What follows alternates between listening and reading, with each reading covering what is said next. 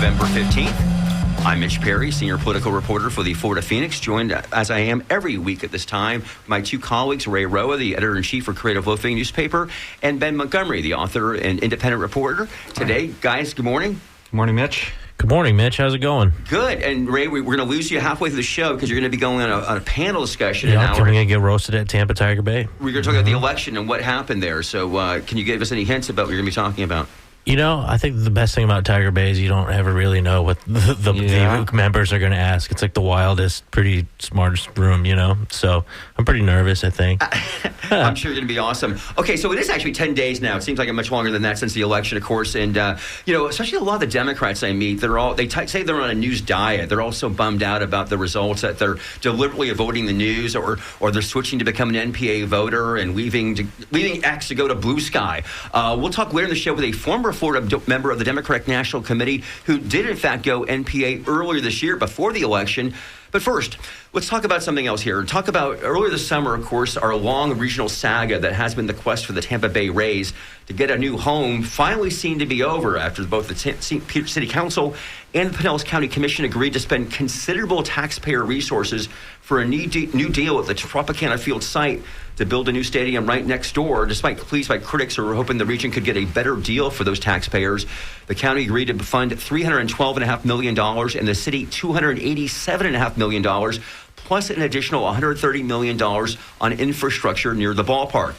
So that's all over, right? Well, maybe not. Since that time, of course, we've had a couple hurricanes, Helene and Milton, come through town, absolutely devastating significant amounts of property in Pinellas County and specifically St. Petersburg. And there's been a lot of discussion about that commitment as both the City Council and the County Commission now need to approve the bonds to pay for that commitment. And in fact, in the county, there's also been a changing of the guard at the County Commission level where the county voted 5-2 to spend those funds for the Rays earlier this year. But after last week's election, there's been a change, as we said. There's two newly elected county commissioners, two Republicans, Chris Schur and Vincent Nowicki, who could theoretically team up with the two people who voted against the deal earlier, Commissioners Dave Edgars and Chris Latvala. And one of those new commissioners, Vincent Nowicki, is here with us in studio this morning. Hi, Vince. Good morning. Welcome to The Skinny. Hey, good morning, Mitch. Thanks for having me. Looking forward to talking about the stadium and other issues. All right, and congratulations. We used to say you beat you slayed Charlie Justice, who was a beloved figure in town after 12 years in the county commission. So, yeah, we'll talk about maybe some other things going on at the county commission level as well. And also, I believe joining us, is that correct? No, we don't have Rod Diner yet. Okay, so we're hoping to get Rod Diner from the group. What is it? It used to be called No Home Run. Yeah, now it's called Home Runs Matter. Yeah, they've changed the title there. Formerly known as No Home Run, who some listeners might remember when we had a big debate about the stadium before the vote came in the summertime.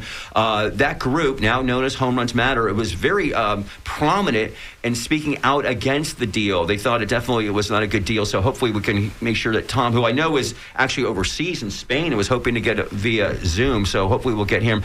Okay, Vince, but let's talk about this, of course. So I guess the county actually, there was going to be a vote on this earlier, I believe, and then it got delayed, right? Correct. Yeah. And technically you have months, I believe, up until March 31st for both the City Council and the County Commission to vote on the bonds. So where are you on this issue?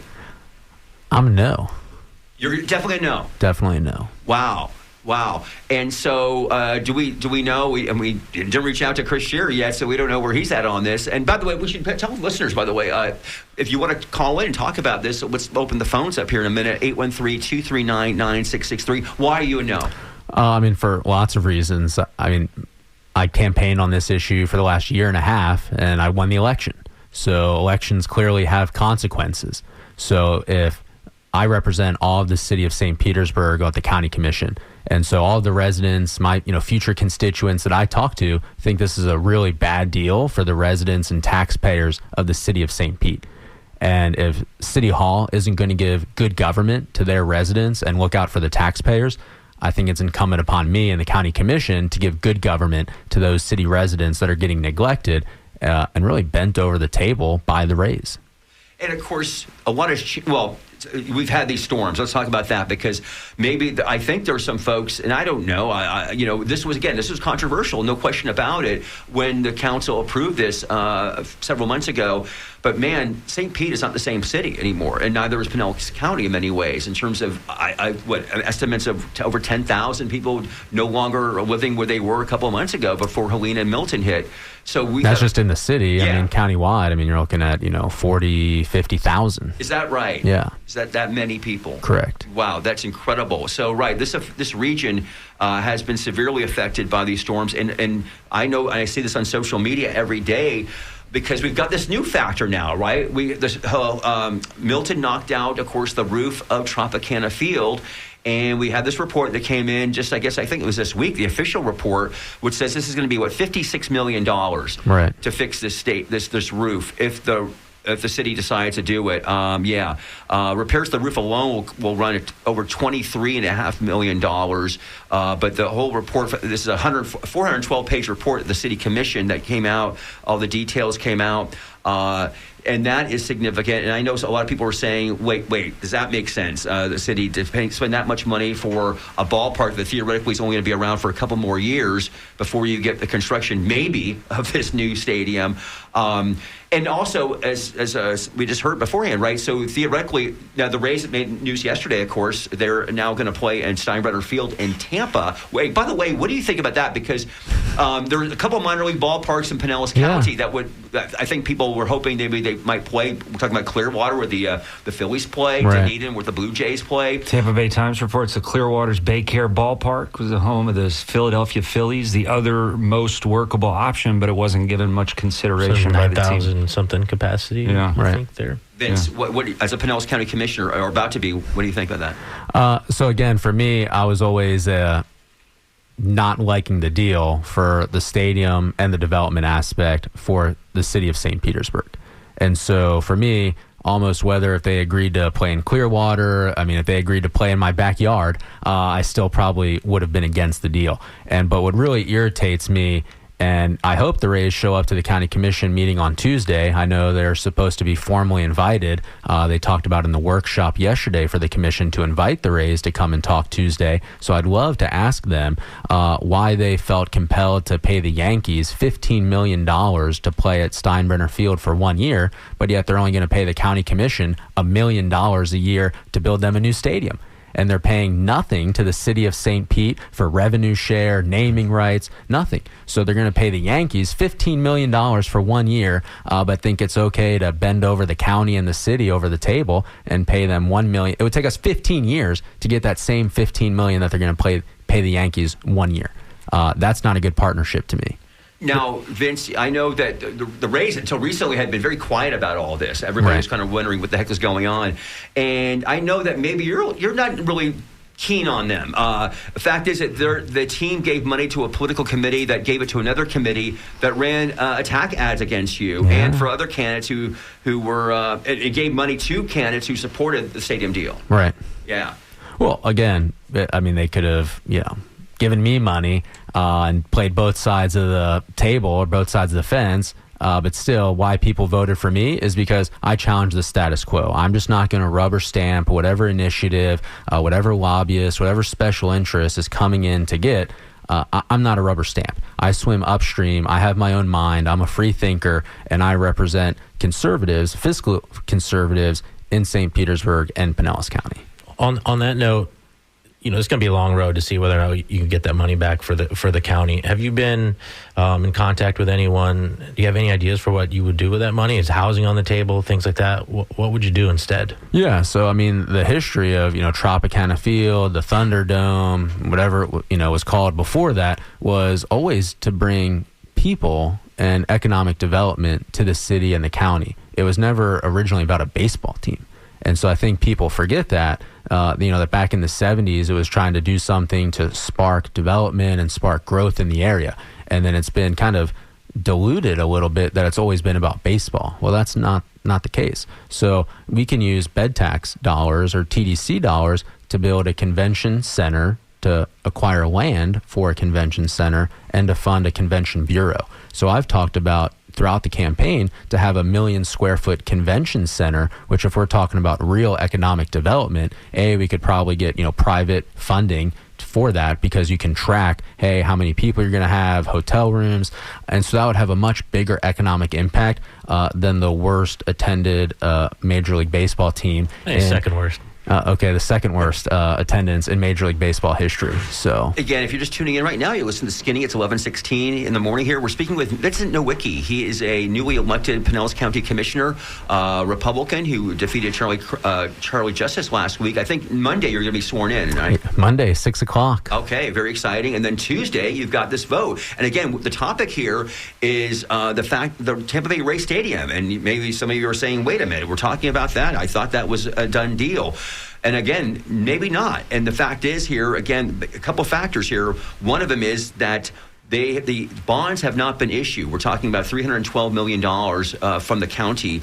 The city council, by the way, is going to meet next week and have the same discussion, I think, later in the week, next Thursday, I believe it was.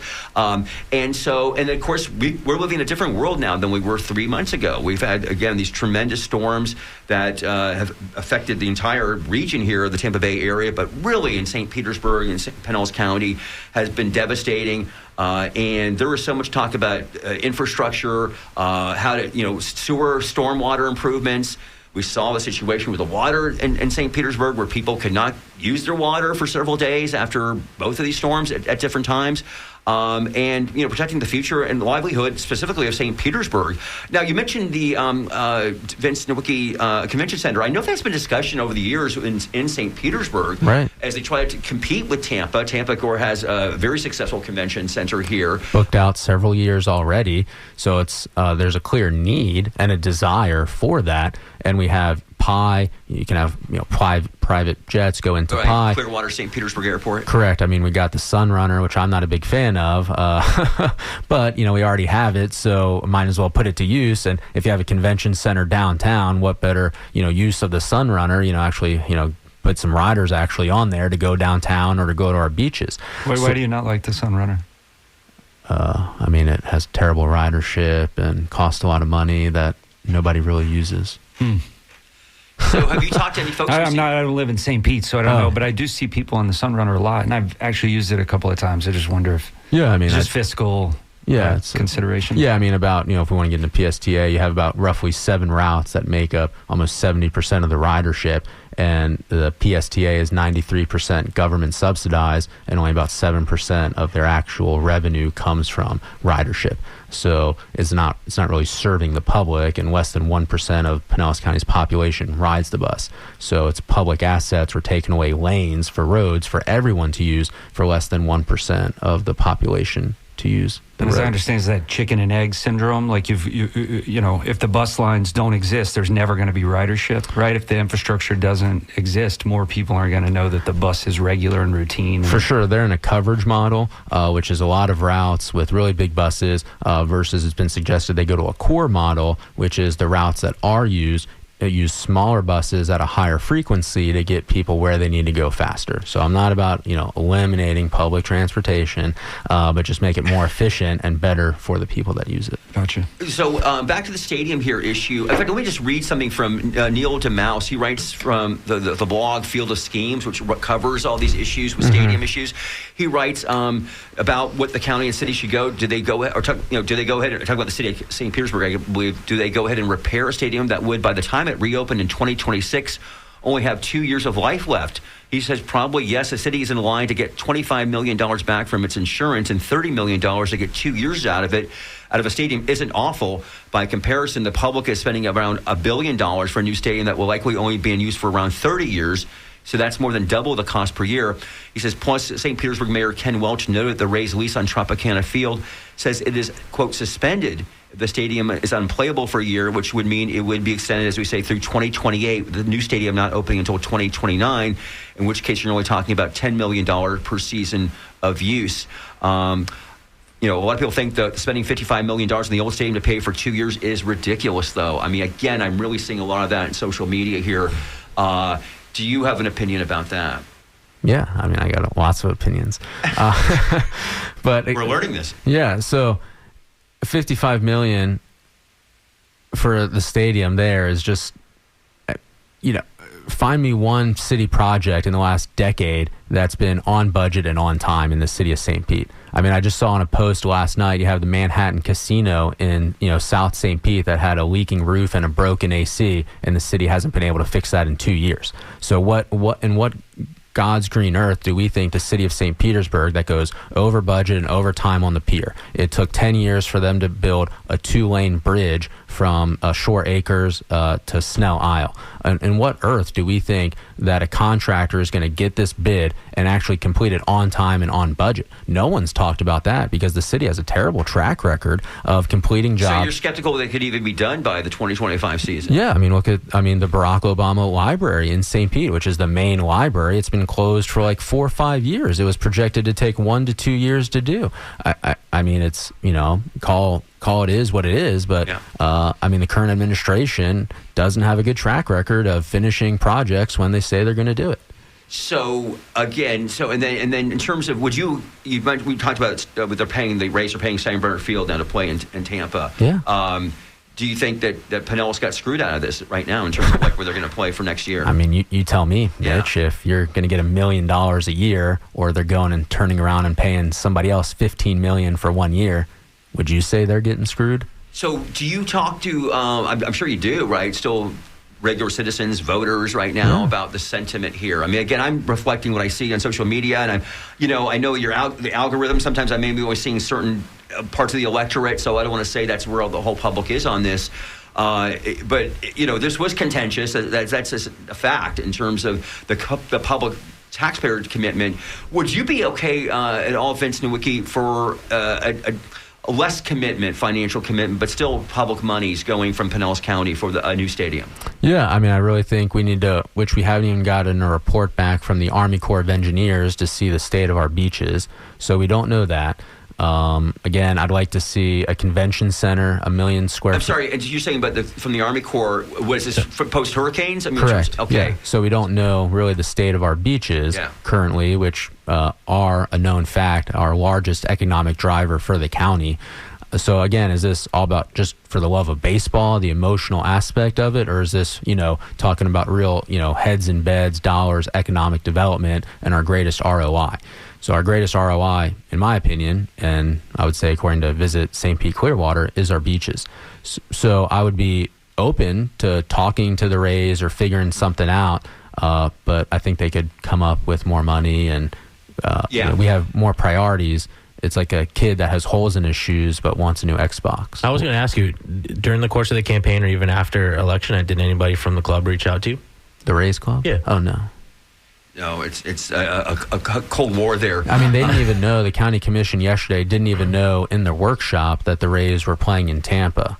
I knew because I heard from St. Pete City Council members that they got calls the day before, but I can't talk to my colleagues on the commission because sunshine laws, and then I'm not elected, so I don't have I can't talk in the workshop. Yeah. So here they are talking about it, but yet people are writing literally like as they're in the meeting, saying that they're playing in Tampa. So the county commission, Barry Burton even said, "Oh, I talked to the Rays yesterday, and they have nothing to report." Wow. So they had talked to the Rays a day before the announcement. Correct. And the Rays didn't tell them they were playing in Tampa. Again, our guest is Vince Nowicki. He's the newly elected county commissioner, one of 2 new county commissioners in Pinellas County, who elected last week. And Vince, and you mentioned, we'll talk about the beaches again for a moment, because this is another thing I thought about too, in terms of and maybe you can give me the straight answer here, or the best that you know, and that is about tourism, right? We know that many ways that the county commission was able to sell the tax was, this is not coming out of the homeowners of Pinellas County. This is a tourism tax, a bed tax. Right. So folks who recreate here in Pinellas County because of the great beaches, that's where the money's coming from. So it won't really hurt the community here. My question is, after the storms, is what's the nature of our tourism going to be going forward? I've heard contradictory information. I get where the beaches want to tell people, hey, we're back to business. Business is normal now. You can come out. You can take your vacations out here. I haven't been out in Treasure Island or that area for a few weeks. I was out there initially, when the storms happened, and so I know there's maybe a conflicting message here. And right. the bigger question about this is those revenues that you're expecting, to get in the next year or so, right. because of bookings at motels, what have you, that can't be the same now. The calculus is different now. Well, when I met with staff on Tuesday, I was getting shuffled from, department to department and trying to get updates on things as newly elected. They said, oh, well, these are the rosy numbers for, the bed tax revenue. And I was like, is it really good to be going off of rosy projections after the hurricanes? Oh, well, yeah, like no problem. Everything's good. And so that's just not, my mindset. Yeah. So, I mean, I've, been on the beaches, have a lot of friends that live on the beach, houses, flooded, destroyed. I mean, Don Cesar's not open. I mean, there's a lot of hotels that aren't still open. Well, for people to come take their vacations here. And so I think the business, the industry is trying to, craft the narrative like, oh yeah, we're good, come on down. And then you get here and there's, debris piled up everywhere. But so I think it's, some beaches and hotels are open and you just got to do, research. But I definitely don't think we should be going off of rosy projections. We've got a couple of notes, people writing in. Cherry writes in, why did the city of St. Petersburg keep up on repairs on the Trop? The roof was 10 years overdue on getting redone. That is true, right? Yeah. I have a totally dumb question about this roof. Yeah. Why? So the stadium is structurally intact. Why can't they play baseball without a roof? I mean, this is what they're doing in Tampa. Right, probably like insurance, safety, HVAC. Yeah, but it doesn't make sense to me that material that has been now completely removed from the top of the thing would have anything to do at all with the safety of people inside that stadium. Why not play there? Well, there's no drainage, right? So it's like a roof on a house. If it blows off, you're not going to have people in there, during the games anyways, right? They would be postponed for rain. Right, but water would just like there's no like drainage in the concrete or anything like that. So like in the stands, don't they spray off those bleachers after every game? Pressure water. People sitting in them. I don't think so. No. By the way, somebody I saw on Facebook yesterday when the news about the race playing at Steinbrenner Field wrote, apparently the surface of the sun wasn't available for the games. I mean, we're talking the fact, I think that the Times had an article, Colleen Wright said roughly, I think 4 or 5 of these for the team that plays at Steinbrenner Field. The Tampa Tar Heels. The Class A, Yankees, right? They have about 5 games a year that are rained out for sure, and many more, I'm sure, are delayed. And if you want to go out there in July and sit out there for 3 hours, I mean, go for it. I mean, you got to talk to Marlins fans about that. People going they have a dome now. Are they going to fill up that stadium? I mean, it's more than 11,000 seats. Are people in Tampa getting excited about a year of baseball over here? I think anecdotally, when you talk to people in Tampa, I talked with Mario Nunez yesterday, and he was obviously super hyped. I think it'd be a disappointment if the games don't sell out, and it would kind of, where's Ken Hagan at right now? Ken Hagan's probably doing backflips. So it'll be interesting to see what happens. But I guess what's sad about it is now we just keep talking about Tampa and the Rays. Then you have all these people in Pinellas County and St. Petersburg. Let's say they do love baseball on an emotional level. I mean, how are they feeling? It's just, I don't know. Mitch, you love baseball. Yeah, so. long-time St. Pete fans who used to walk to the stadium. Are they in 2025 going to? And then there's that element that you were talking about earlier with, MLB and how much money they're actually going to be able to make off of broadcasting now. They're paying people to broadcast their games. So who knows? So again, I think we talked to this. Somebody wrote in, Vince, another person just said, somebody said, does your guest have a hard proposal? I don't know if you need to have that right this moment. It's one thing just to say, hold up on the $312 million, and then we go from there. Right. Or right? I mean, that's the vote. That's because that's what you guys are looking at voting on Tuesday. Right. Yeah. I mean, I'm sure the seasoned politicians will prevail the day on Tuesday of kicking the can down the road. Because you can theoretically you can do that. Correct. Yeah. So I'm sure I have much trust in the seasoned career politicians that I work with and will soon to be my colleagues. The more tempered hand to wait to see what St. Pete does. Just so the county commission's not the bad guy. Although Field of Scheme saying that Renee Flowers, who was in favor of the deal, now isn't quite sure yet. Is that right? But as Vince alluded, he doesn't know what's going to happen on Tuesday. So, Well, that's. but how much intriguing. longer can the county and the city actually kick the can down the Till road? March Because the 31st. Rays always They kind of have said Ray, The clock the- is ticking. Yeah, always, no, they have right? 6 months. it's or always whatever. been ticking, though, right? No, Like, for but now It's that's been last ticking decade. since I moved here in 2005. Right, 2007. Yeah. I mean, 2007 was literally, I can remember the day. It was a CNN presidential debate at the in St. Petersburg. Mike Huckabee, Rudy Giuliani. It was a Republican debate, and that news broke that day of the Al Lang Field.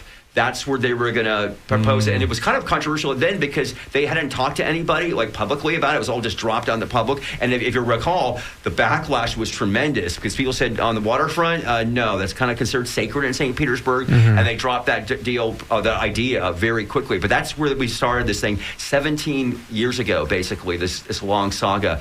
Well, Vince, we have a few more minutes before we move on to our next topic here. But yeah, so what else? Okay, so you got 4 years here on the commission here to do what you want to do in terms of make this a better community. What are your goals here? Yeah, I mean, I'd love to see Moffett come somewhere into Pinellas County. I thought that was a shame that St. Pete turned down Moffett to build an apartment building instead. So, I thought it was a travesty to lose, life-saving cancer research campus for an apartment building. So, I'd like to see Moffett and partner with Moffett somewhere in the county. I'd like to see just county services be a little bit better in the unincorporated areas like Wheelman and Palm Harbor. They get left out a lot, but they pay a lot of taxes. And so, they get a lot of neglected. I talked in one of our debates how, a lot of these unincorporated areas just have drain ditches. They don't really have curbs and sewers. But yet the city of Pompeii thousands of years ago had curbs and sewers, but yet we can't even get curbs and sewers here in Pinellas County. What are your thoughts about rebuilding on these areas, barrier islands, that, it seems like we're going to deal with this the rest of our lives, right, in terms of these major storms here? Yeah, I mean, I'd like to see, jetties all up and down our coastline. I think, we need to really make some long-term, big investments that really harden and make our beaches and our infrastructure more resilient for the long term. And I think that's something where the state of Florida, and hopefully with everyone in Trump's cabinet coming from Florida, hopefully we can get some federal money for jetties and to make things that would be really resilient and helping beach erosion. Do you believe climate change is man-made here? I haven't studied it enough to definitively say. Dodge. Okay. Well, but to be fair, whether you answer that question or not, it's actually whatever we're going to call it, right? It's right. Really, we've got these major storms that aren't going away. Seemingly every year we're going to have it, and this community is going to have to deal with that. And the government is going to have to respond to that. For sure. I think like Isle Morada got wiped off the map almost 100 years ago, from a hurricane. So, I think if you got to look at it, as a whole, But context it's really intense years. now. To be fair, we're living. We're 7 inches higher in the bay. We never had that before. That alone, Yeah. 7 inches in 30 years. Yeah, I haven't, Okay. I'm not a scientist. No, so. okay. All right, you're admitting that. All right. I think we're going to move on. Vince, thank you so much for coming in here. Of course. Again, Vince Nowicki, newly elected Pinellas County Commissioner. He gets sworn in on Monday. He has his big vote on Tuesday, if they, in fact, do vote on this, about issuing the bonds for the Tropicana Field. The saga will continue on, and we'll be watching it. So, Vince Nowicki, thank you so much for coming on to The Skinny. Thanks for having me, Mitch. Thank you. All right. We're going to pivot now, and we don't know. I want to make sure to bring up our guest here. Is that Tomas here? Is on here? I'm here. Okay, great. So, now I know where to go here. Okay, so we're now going to segue now to talking about what happened not so much what happened in the election, because people have been talking about that or not talking about that.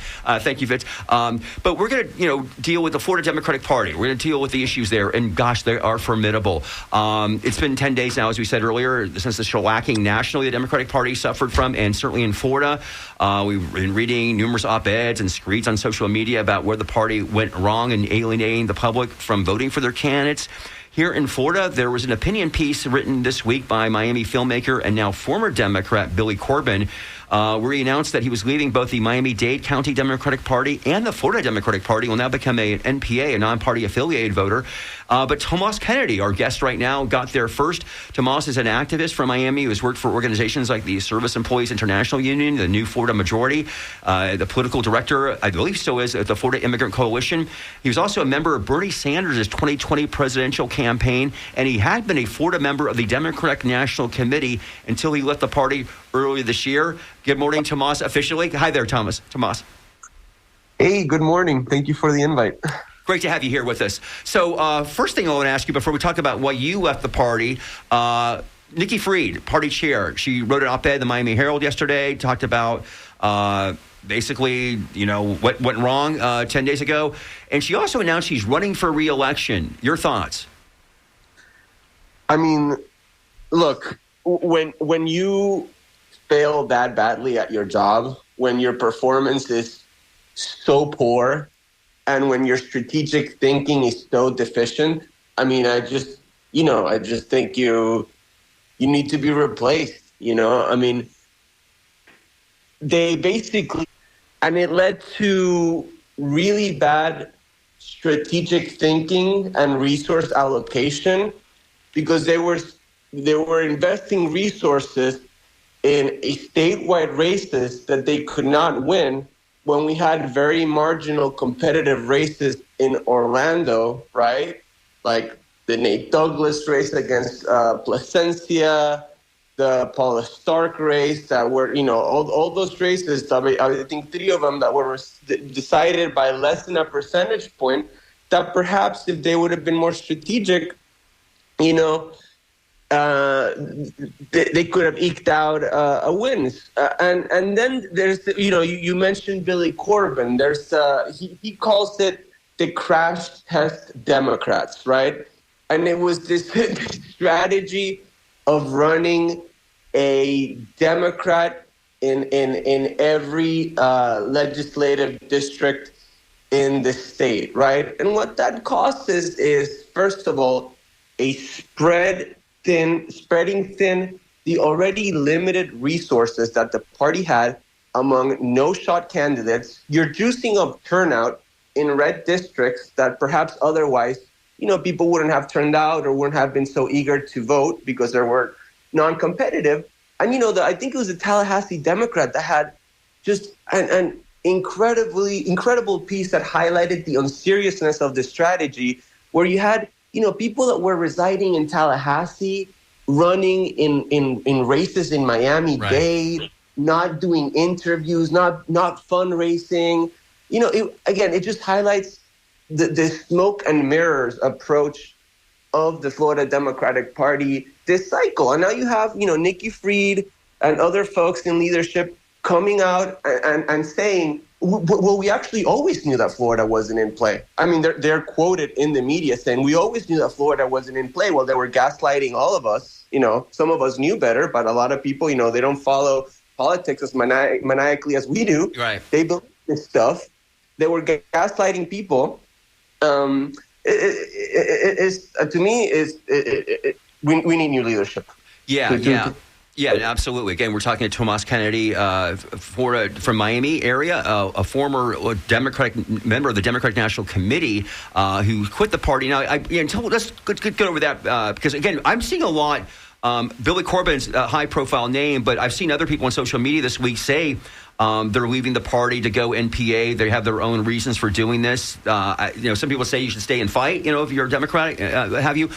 I think you had an issue with the issue on the whole Israel Hamas situation. Is that correct? Tell me about why you left the party. Yeah, so I wrote an op-ed on The Intercept about it. If folks are more interested in my thoughts. But basically, I left in January because of the genocide in Gaza and the handling of that war by the Biden administration. And particularly, I don't know if you remember at the time, but there was the Lankford-Murphy immigration border bill. Yeah. And, I'm an immigration activist. Right. I am an immigrant myself. It's a very, very important and close issue to me.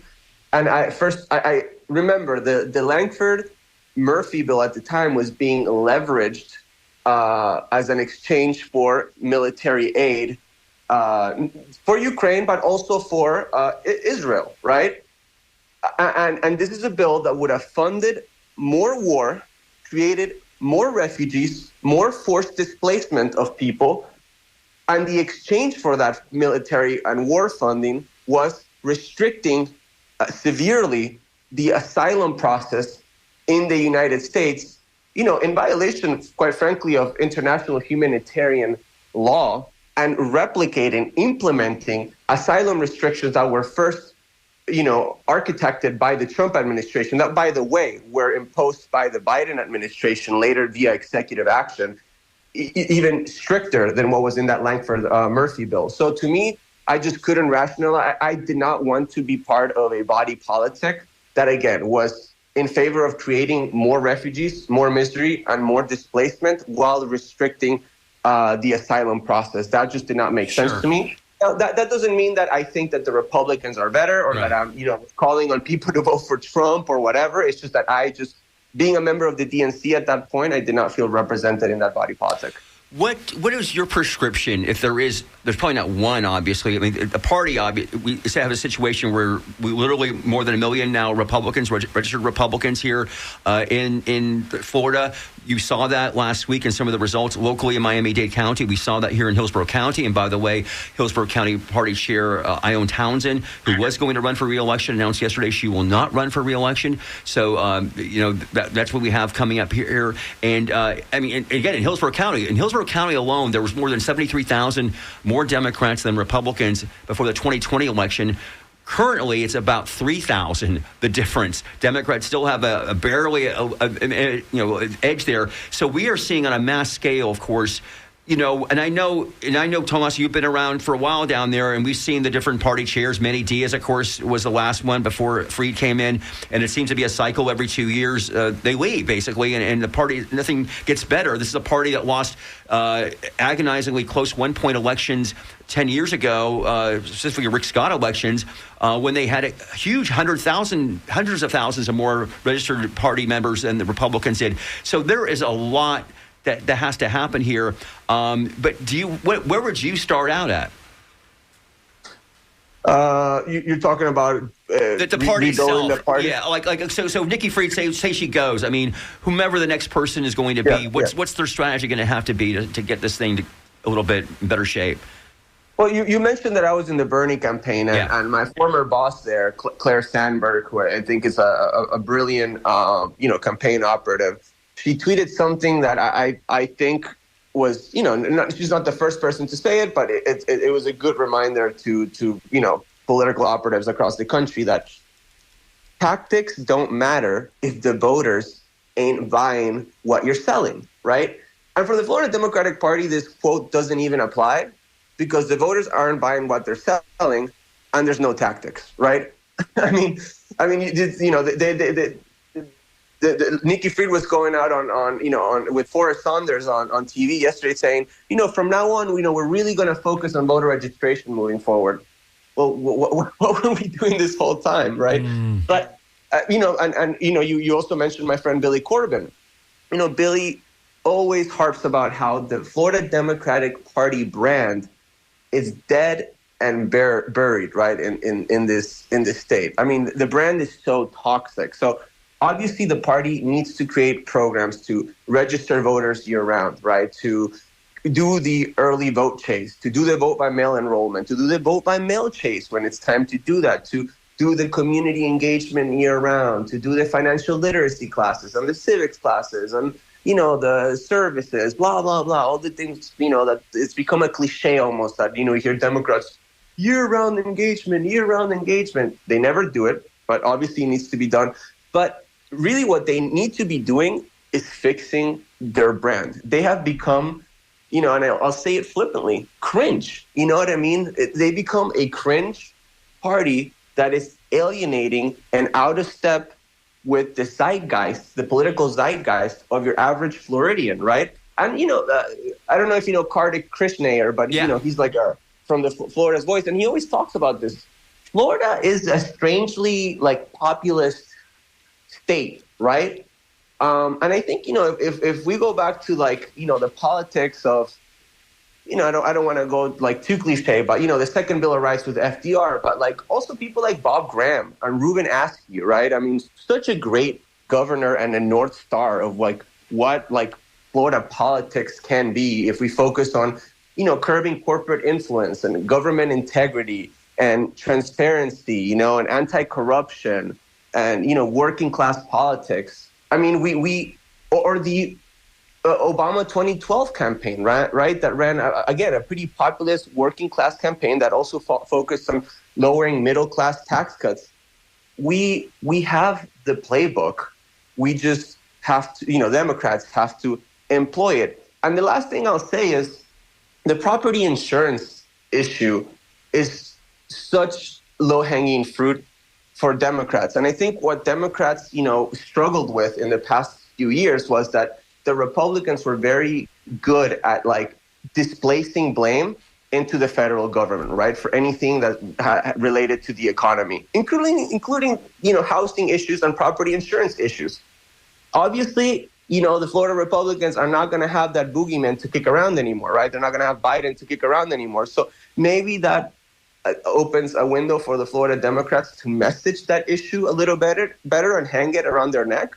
But again, tactics don't matter if the voters aren't buying what you're selling. And the Florida Democrats don't have tactics, and they're not selling anything. Well, it occurs to me that it also may have to do with how much you're spending on getting the message to the voters. In 2020, the Biden campaign spent $50 million in Florida compared to $5 million from the Harris campaign this year, and that's according to reporting by the Times.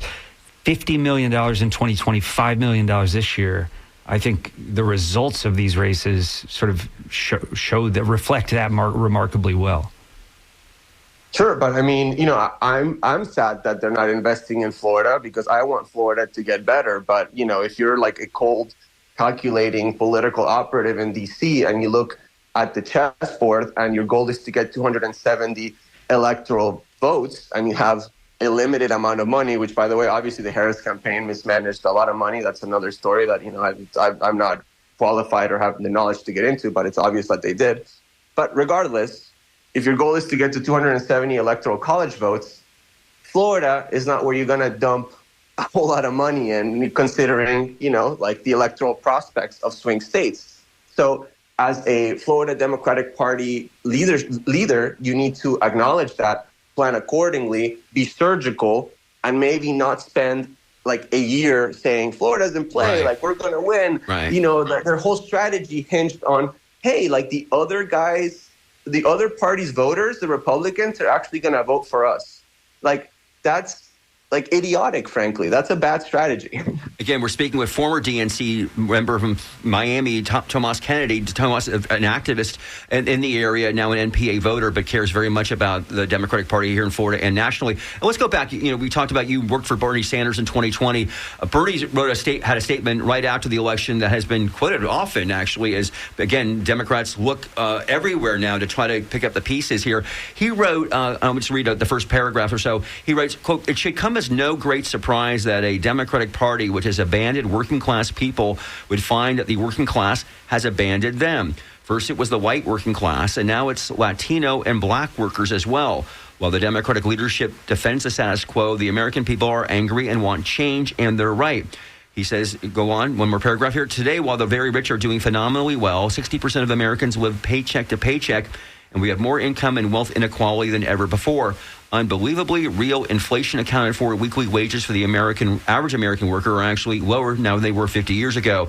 And Tomas, I certainly saw this for the last year, actually, way before the election, this concern about the Democrats no longer being the working class party. And, we saw this. I mean, obviously, Donald Trump did better with virtually every demographic throughout the country in comparison to 2020 with Joe Biden voters. But this whole working class issue is a concern now. As Bernie Sanders mentions, it's no longer the white working class, which certainly Democrats have not gotten that vote for a while. The margins have increased, the deficit there. And again, now you saw, I wrote a story yesterday. We've heard reports that the Latino vote was as much as nationally as 46%. There was a new exit poll that came out that said it was not as big, maybe 37%, but nevertheless, a substantial contribution there. Yeah, and of course, you're down there in the belly of the beast when it comes to, of course, the term of a socialist that have hurt Democratic candidates, as we both know, for many, many election cycles down there. But about the working class issue and the Democrats' alienation from that, what are your thoughts there? Yeah, so, a little book recommendation to you if you haven't read it and the listeners. There's a great book by Michael Kazin, who's a political scientist, called What It Took to Win. And it's a history of the Democratic Party since the Van Buren era. and it's just magnificently written and researched. I mean, it's just a great book, and it talks about the heyday of the Democratic Party from the the FDR era all the way into like the Great Society, of Lyndon B. Johnson, and it's sort of the decline of like the labor working class sort of second Bill of Rights oriented party into the corporate capture that started happening, during the Jimmy Carter era and accelerated, during the Bill Clinton era, right? And look, when it comes, sorry, what do you mean by the corporate capture? The influence of Wall Street, of big money in politics, of special interest groups, that are aligned with corporate interests, like Third Way, for example. And I bring up this book because you can see sort of like a macro development of this trend, even within the Harris-Walz campaign, right? When the Harris-Walz campaign started, and I'm not saying that they would have won if they would have kept on this track, because obviously like the atmospherics and the political context was so stacked up against them. But when they started, I mean, they were aggressive, right? I mean, you had Walz going in on air, calling these like the opposition weird. They were talking about, price controls and going after price gouging and corporate greed. I mean, it was quite populist, and I was like, oh, interesting. This is kind of exciting. I was always kind of skeptical, but, I was like, this is perking my interest. And, even in the Biden campaign, I mean, they've done some great work on antitrust and corporate greed measures, particularly, Leah Khan and those folks. Yeah. But as the Harris campaign progressed, they brought in, the old school DNC consultants and Democratic Party bigwigs and the Biden campaign people, and they adopted, right? They adopted the aggressive. They ditched the aggressive posture. All of a sudden, they're like, well, we can't call them weird anymore. That's fascinating. There was this shift. There was a shift, like a noticeable shift you're identifying in this campaign. And they brought in Tony West, Kamala Harris's brother-in-law, who is one of the chief lobbyists for Uber. You know what I mean?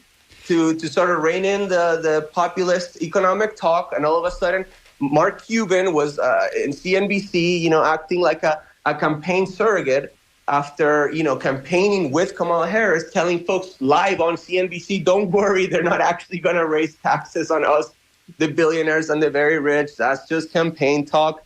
And of course, the Liz Cheney, campaigning, which Liz Cheney is toxic to Democrats, but particularly Republicans. And the strategy shows that she was, right? So I think the campaign was confused. And again, it was indicative of this sort of tendency that the Democrats have, that they're not comfortable with their FDR working class roots.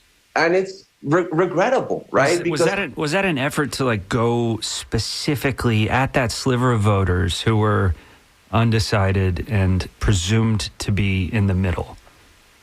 Which that shift in the campaign, the reining in of the accountability talk, the scaling back of the talk about the genocide in Gaza, et cetera.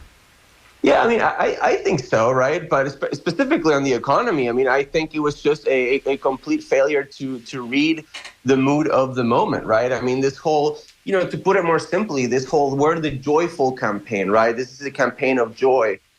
The country's not feeling joyful, Mitch. Like, the country's feeling angry. You know what I mean? Like, I used to rent an apartment here in Coral Gables, which is, like a nice area of Miami, sure, but Coral Gables, Little Havana, in 2019, when I left that apartment, it was $1,200. That apartment now is close to $3,000 6 years later. You know what I mean? And we're seeing this trend across the country. Like, the country's not feeling joyful. The country's feeling angry. And they failed to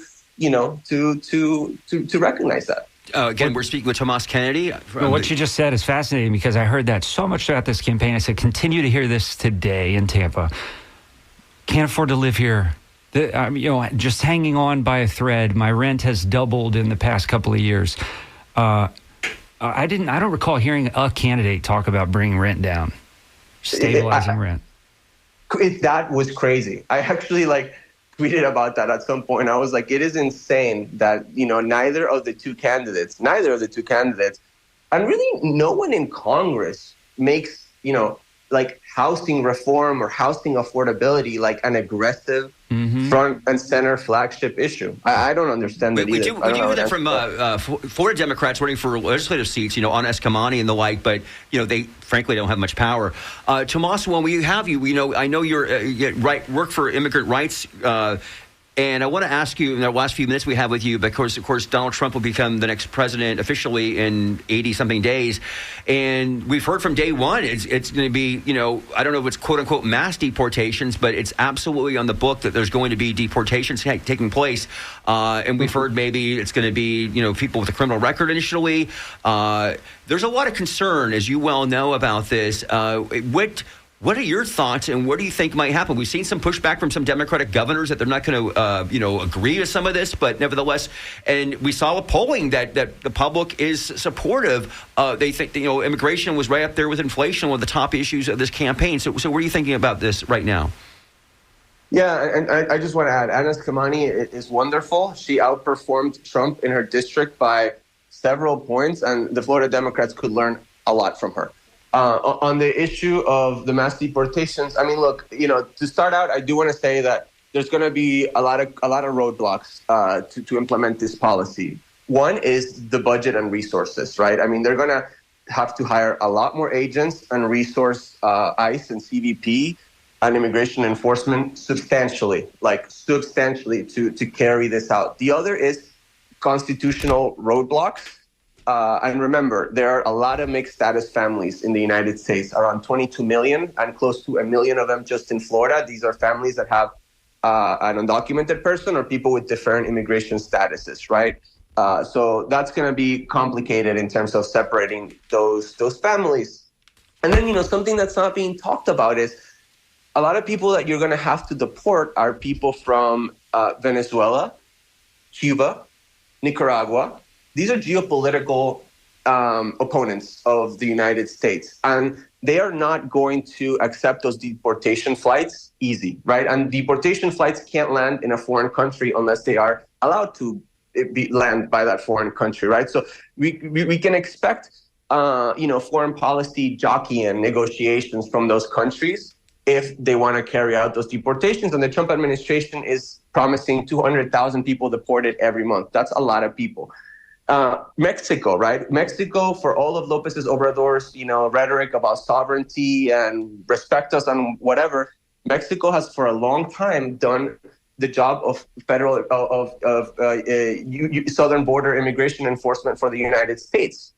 If the tariff policy that Trump is talking about is implemented against Mexican goods, which is, I think, our first or second socioeconomic trading partner, you can expect that Mexico is going to be like, you know what? Actually, no, we're not going to accept you kicking people across the U.S. southern border into northern Mexican territory anymore. You deal with those people, especially foreign nationals that are not Mexican. So there's a lot of roadblocks that prevent this scale of what Trump is promising. That being said, you can expect definitely workplace raids that we haven't seen in this country for a long time. I mean, Tom Homan was, on Hannity talking about this. You can expect, I think, some door knocks in people's homes, some home raids as well.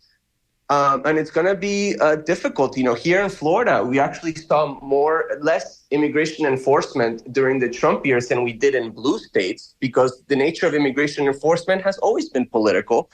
And they went after places like jurisdictions like New York City to make an example of them during the Trump administration more than they did in Miami. But that being said, we're going to keep working with elected officials at all local levels to try to push back against things like 287G agreements, which mandate the cooperation between federal immigration enforcement and local police departments. And it's going to be a lot of mutual aid work, right? Setting up networks of protection, of sanctuary, of warning, and just deep community organizing to protect people. All right, we're going to leave it there. Tomas, we're going to leave it there. Thank you so much, Tomas Kennedy. Really appreciate your time here this morning here on The Skinny. That's going to be it. Thank you, Thomas. That's going to be it. Ben Montgomery. Ben, thank you. Thanks, Mitch. Great job. All right. Again, we want to thank Skip Scassi, being our engineer, Irene, taking the phone calls. We didn't get any today, actually. We're so engrossed with our guests here. Joel Shilke with Art in Your Ear is coming up next. You are listening to WNO Tampa, 88.5 FM. Thank you for listening. We'll see you and hear you next week.